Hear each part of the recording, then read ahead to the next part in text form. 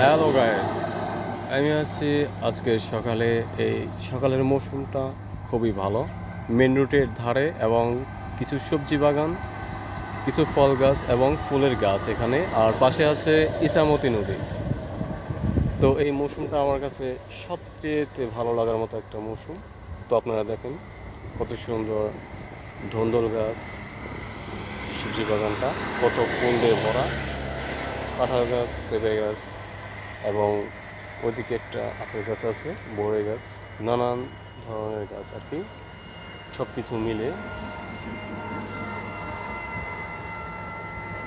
খোলা আকাশের নিচে। ওর পাশে মসজিদ, মসজিদের মিনারটা দেখছেন? মিনারটা কত সুন্দর, স্বচ্ছ পানি এবং ঠান্ডা হাওয়া। এই শীতল বাতাসটা সবচেয়ে ভালো লাগার মতো। তো দেখেন এই ভিডিওটি কেমন লাগছে তা কমেন্ট করে জানান, এবং ভালো লেগে থাকলে একটা লাইক দিয়ে দিন।